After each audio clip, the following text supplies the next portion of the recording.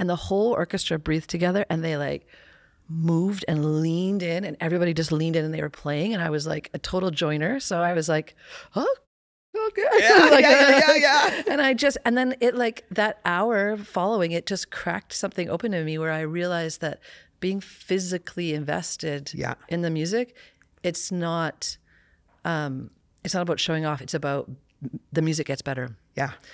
And so that changed me like forever. Like I was never the same after that, because now I can't stand still when I'm like, you're a very physical conductor. Like you look like you're dancing when you conduct. It's actually, you're a beautiful conductor to watch because the way your body moves is so expressive that you become part of, like as an audience member, I always loved watching you conduct as part of the full visual of the choir. Right, yeah.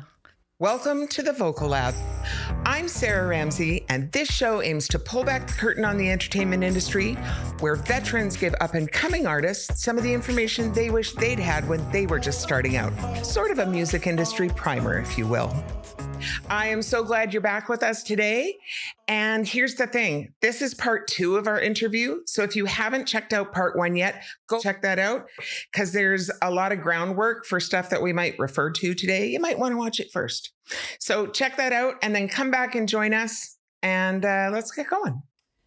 You also have some other really cool programs, like the VYC Concert Bursary Program for schools. Yeah. So I actually loved, I was looking through the website last night, and you've got so many more programs than when we were a family in the organization. So I just was really thrilled to see all the growth and all the programs. Do you want to talk about the Concert Bursary Program for schools? Because I thought that was really Yeah. It's neat brand too. new this year, actually. Yeah?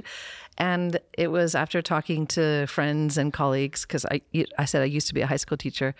Like, what can we do to help right now? Because so many cuts happening in secondary programs and elementary programs. Yeah. So many cuts in elementary music programs too. So what can we do to help? And they said that they want their kids to go to venues that are fantastic and experience really great music. So this new program is you can apply for it. We will send a bus to your school, pick up the kids, give them free tickets to our concert, bus them to the concert, and then bus them back to the school to get picked up by their parents. And I'm really excited about it. So if you're listening and you're a teacher and you have a music program, it doesn't have to be choir, it could be concert band, could be any sort of music program, you can go to our website and apply for our concert bursary. We've done it for our big venues, so the Village show at the Orpheum and the Chan show at in December. Mm-hmm. So I don't know if there will be time to do it before this year's Orpheum show. We've already got a school that's been accepted for that one, but for next year. Mm-hmm. So I just thought that was so cool to make it accessible, because like you say, the programs are being cut left, right, and center. And so being able to actually navigate bringing like the bus and the everything, all of the pieces in place so that those kids can come and experience a full concert. Yeah. I just thought that was a very cool outreach program to include. And you also are doing elementary school performances, right? Yes, we're going on Friday. Yes, actually. This is your month, right? This is the month of elementary school performances. Yeah, so Friday we're hitting 3 elementary schools in the VSB. We have all of the senior choir and all of VYC kids. So oh wow, it's just under 200 singers going on an entourage of buses and lots of logistics. Yeah. But yeah, we're doing free concerts at elementary schools for the same reason. Oh, and at some schools, their school choir is going to join us as well and perform with us. So yeah, and neither of those programs are about recruiting at all. Yeah. I mean, we're oversubscribed and we have lots of singers, which we're really lucky. But it's about trying to ignite that love of music. After COVID, it was so hard on the schools. Yeah. It was so hard on school music programs, and trying to do something. Yeah. So we'll see. Yeah. I know this doesn't really directly relate to school programs, but I just heard what I thought was a really interesting quote.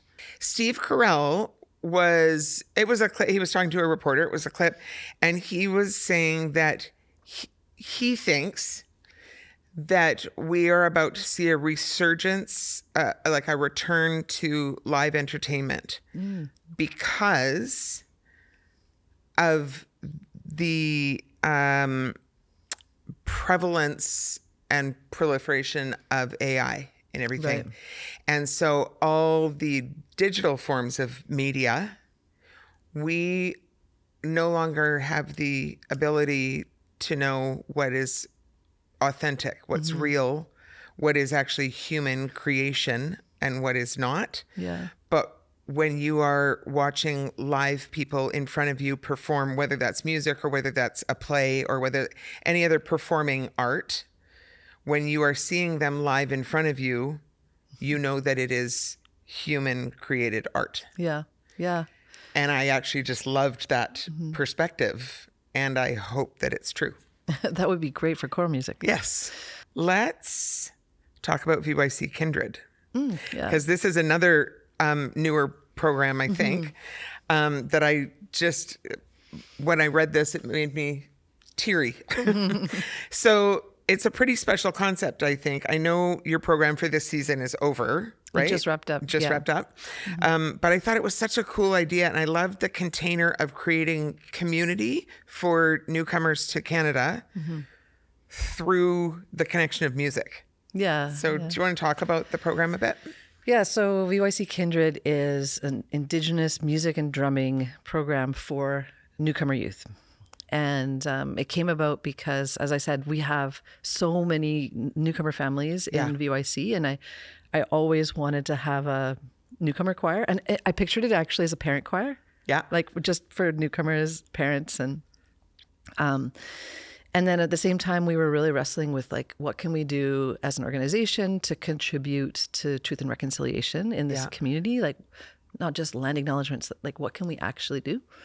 And then in COVID, when my brain was a little bit quieter for, 2 weeks, I don't know, before things started ramping up again, I was like, what if those things came together? And then I phoned Deanna, who's been a friend of mine, for decades. We were both music teachers in high schools, and she's Indigenous. And I was like, is this a crazy idea? And it happened to line up like with something she was really working on as well. So then we put on this pilot project in an undercover area with masks, everybody 10 feet apart. Yeah. In the middle of darkest days of COVID, newcomers, probably, I think we had about 25 of them, and then Russell Wallace and Deanna. And it was really beautiful. Yeah. So then we started to try and find funding to keep it going. And now the program is actually quite robust. So we have the Kindred hub, we call, where newcomers come from all over the city, newcomer youth. That's at Collingwood Neighborhood House. We have a residency program where Deanna Russell go to a high school. This year was Killarney Secondary with, Lisa Reimer. She's the music teacher there. That name sounds very familiar. She's amazing, yeah. Anyways, they did, I think, 5 sessions there. And then we partnered with ISSBC, which is the Newcomers Services just on Victoria and Broadway. Yeah. With some of their youth as well. We did another program there. And then that's the Kindred program, but we've launched another branch of our Indigenous programming that starts today, actually. Deanna's doing it right now, the very first session, where we've partnered with the Vancouver School Board. And they're in, I got to do the math in my head. 1, 2, 3, 4, 1. They're in 12, I think, elementary classes. Wow. And they do 4 sessions in each class, grade 3, 4 students in 12 different schools 6 different schools, 12 classes in 6 different schools, and they're doing Indigenous music and drumming with grade 3s and 4 classes. And that came out of talking to elementary teachers who were like, we want to include Indigenous music in our teaching, in our program, and we're told that it's part of the curriculum. Like, we're told we have to do this. We have no resources. Right. We feel like it's not our place to do that, which it's not. Mm-hmm. Like, can you help? Like, we have a really, really generous grant from Chorus America that has funded the last 2 years of this program, and then we've just last week received another bunch for two more years to fund the growth of this. So that program is a pretty hefty part of VYC now. Yeah. Mm-hmm. We said it around 400 kids now. Wow. Yeah. Mm-hmm. That is a lot of growth from your 25 people undercover masked. Yeah, in 2020, yeah. Yeah, that's 4 years. That's a lot of growth. A lot of growth. Yeah. So the choir has garnered international attention for its adventurous programming, commitment to performing and promoting music from underrepresented communities, and its outside-the-box approach to shows. Mm-hmm. I've seen you perform in some pretty cool venues.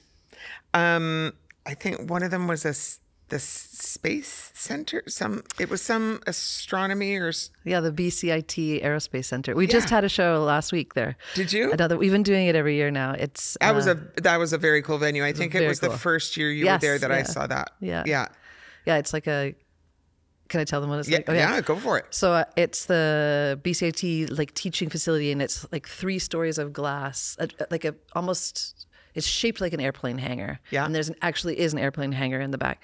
And there's wraparound balconies. So it's the sound is like a European cathedral. It's like, 4 seconds, 6 second delay. Yeah. And then the singers, they can stand on the balconies 2 levels around the whole audience. And it's just the most amazing sound. And then the audience can watch the planes land, because right by the South Terminal. Yeah. Through the whole, as the sun's going down. Oh, it's a magical place. Yeah. And we have no acoustics like that in the city. So. Yeah. Yeah. Well, and it's different because it's not just a sonic experience. Mm-hmm. It is like a whole experience. Yeah. We have in that venue. Bring in lights and staging stuff, and it's a very cool space. I remember the one that Chloe did with you. There was something where they were doing handheld lights, I think. Oh yeah, right. Yeah, we did. We had we had lights, like little flashlights or something we were using. Yeah. Yeah. Mm-hmm. I don't remember what the piece of music was, but there was obviously a connection with that. Oh, and we gave them all to the audience too. And then the audience had to hold them up as well at one moment. Yeah. I forgot about that. Yeah. You do some pretty cool staging. I'm not going to lie. Can you talk a bit about your approach to the concept of storytelling in your repertoire selection, and in performing with your choirs? How do you connect to your audience or help your singers connect? Yeah, so I would say that I tend to talk to the audience more than most. Like the audience, I try to really include them in the experience, and I share a little bit about the pieces.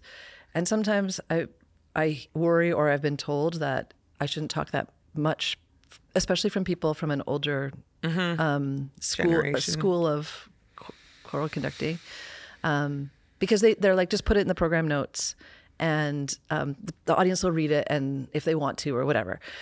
But my singers sing with such vulnerability and transparency and heart that the 2 or 3 times I've done program notes, it breaks my heart to see the tops of the audience's heads. I don't want that. I want them to be like completely connected with what's happening. So then I choose which songs I really want to share the story about, and I share that with the audience before. And in terms of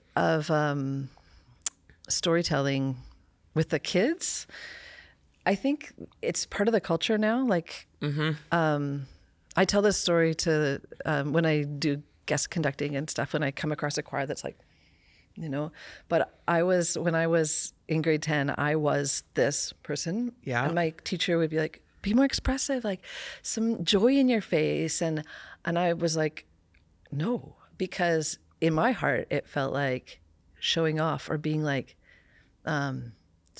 superficial, being, you know, and not being authentic. Yeah. And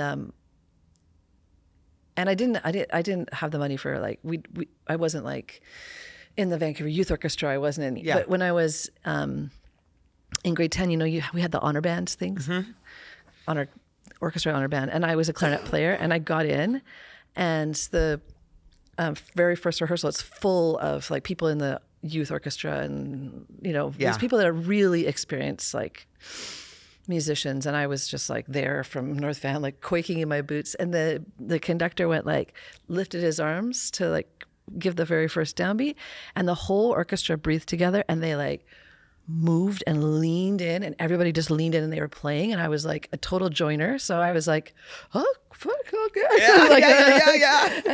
And then it like that hour following, it just cracked something open in me where I realized that being physically invested in the music, it's not about showing off. It's about the music gets better. Yeah. And so that changed me like forever. Like I was never the same after that, because now I can't stand still when I'm like, you're a very physical conductor. Like you look like you're dancing when you conduct. It's actually, you're a beautiful conductor to watch, because the way your body moves is so expressive that you become part of, like as an audience member, I always loved watching you conduct as part of the full visual of the choir. Right. Yeah. Well, I try to teach that with the kids as well. And in early days of VYC, I had a lot of singers, though the culture was still growing, you know, that were quite locked. And so I did this, I think I did it 2 years in a row, where they, I manufactured it for them. So we closed our eyes, we looked down at the ground, and I told them to just like remove the mask from behind their eyeballs. Like just look at the ground and concentrate on being vulnerable behind their eyelids. We were standing in a circle, and then I asked them to turn and look outside the circle and open their eyes. So they all had their backs to each other. Yeah. And do the same thing, but with their eyes open. And then they told them to look into the circle, but not at each other. And then I said, I won't look at you. And then we inched towards it. Yeah. And then we talked about how to like release your face. Yeah. And what happens if you really like make choices as a musician, like if the phrase is pulling you forward, what does it feel like in your body? Or what if the phrase is like relaxing back, how does that feel? And how does that manifest in your bones and in your gut? And anyway, so we went through this whole thing, and I remember that there was a couple kids in the choir who were just like me. Like they cared about the music and they didn't. So then it occurred to me on the spot, what if after we do this, we release all of this, I'll have half the choir close their eyes and listen, and the other half sing, and I won't tell them which one they're doing, if they're physically invested or they're just singing their absolute best but completely locked and like not moving, not physical at all. And it was the sonic difference in the music was enough to flip those kids to the other side of really, you know, participating. Yeah. But the other thing I always tell them is, don't fake it. I'd rather you stand there like I have a couple of section leaders that are like some of my best singers, and that's not who they are. Yeah. And so they're there and they're participating in their quiet and authentic way that they do. And then you have other kids that are like, you know, and that's who they are. But for them to be authentic to kind of what feels natural for them, and always challenging themselves to be a little bit more vulnerable. Yeah. I love that exercise. That's one that I'm going to remember. And I mean, I know it'll be a little different with individual students than it would be in a group setting, but that's adaptable. It is, yeah. Because I think it's a thing that some singers come to it very naturally, that physical expression, and some singers really struggle with it. And it's a hard hurdle to navigate. It was so hard for me. Yeah. My guess is it was not a thing that was much of a barrier for me. But you grew up in a performing family, right? I did. Yeah. But funny enough, my mother suffered from terrible stage fright.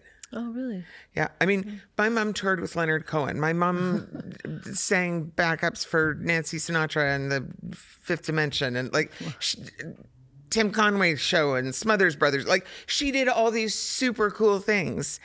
And in her later years, when she was singing with Phoenix, if she had a solo, she had to take a beta blocker. Wow. Beforehand. Like, her performance anxiety was a big thing, and it got worse as she got older. Mm-hmm. So yes, I grew up in a performing family of all musicians. I mean, I was in high school before I figured out that all families don't sit around and sing in 4-part harmony in the evening. Way later than I should have been before I figured that out. I just heard my brother say recently that when he was a kid, he thought everybody grew up to be a musician. Because in his sphere of reference, everybody grew up to be a musician. Most of them rock stars. Like, that was amazing. That's just what he thought everybody did. I wish. Right? You have had the opportunity, or you do have the opportunity, to feature up and coming composers when you choose repertoire for your choirs. And I actually vividly remember that one of my most favorite pieces I ever heard VYC perform was called Fire. Oh, yeah. Mm-hmm. And I had thought, in my memory, I had thought it was written by, that you had said it was written by a UBC student, but I think I am possibly combining memories. No. When we first performed it, she was doing her master's at UBC. Okay. So that is correct. So it is. Yeah. Okay. Mm-hmm. There you go. Mm-hmm. So you definitely do pull in new composers, young composers, as part of the repertoire selection. And I just love that you give young talent opportunity, not just within the context of the choir, but sort of in as many areas as you're able to extend those opportunities. Mm-hmm. Do you want to talk at all about how you choose your repertoire, how you find that, whether it's new composers or elsewhere? Yeah. Well, I try. I'll answer the first part first. I try to when we have a new composer, especially Canadian composers, and we have an international appearance of some sort, I try and make sure that I populate that program or those programs with music from those composers. Like, we took Fire to Kansas City, and that was a real, Katerina says it was a real turning point in her career. She's a full-time composer. Like she said, there's a sentence that we use in one of our grants, because she gave it to us, that says that within 4 months of that performance, she was able to quit her part-time job and become a full-time composer. And that's that alone, I would be happy going to the grave with and being like, oh, I made an impact on I think that's so cool. But the question I get most often in my career, and, in guest conducting or talking to other people at conventions, is, how do you program? Because people are excited about the programs that VYC puts together. They're excited about the variety. Well, you choose some really cool music that's not just standard, every choir performs this. And I get that question a lot. And people are always disappointed in my answer. And it's like, can I swear? Yeah. Oh, yeah. I spend a fuck ton of time on it. Yeah. I spend a ton of time. I love doing it. And I'm really excited about exploring and learning about new music, new composers, new folk styles, new vocal styles and timbres. So I spend a lot of time on it, and I don't have a preconceived definition of what is legitimate. Yeah. And I don't give a crap about whether it's hard or easy or too easy or like too hard. Like I'm like, you know, I love this. This is exciting to me. This is going to excite the kids. We're going to learn something, and that we're going to impact somebody in this audience with this music. Yeah. And that's enough for me. And so yeah, I mean, this last concert we just did at the aerospace campus, we did this brand new Neapolitan. I have to say that their name, La Mossa, Mossa. Women's quintet, 5 women, 5 drums. They are like visceral, genre-bending, amazing artists. And I discovered them in the summer and got really into their music and their videos and their record.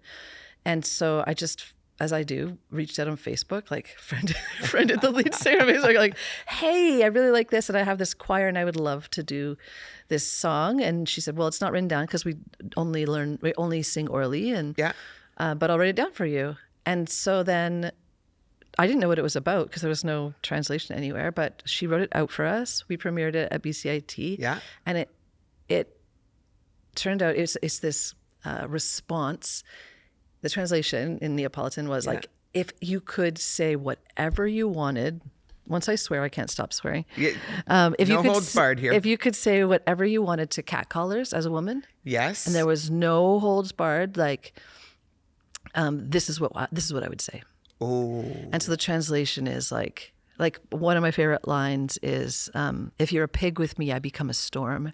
If you're a pig with me, I become a black cat.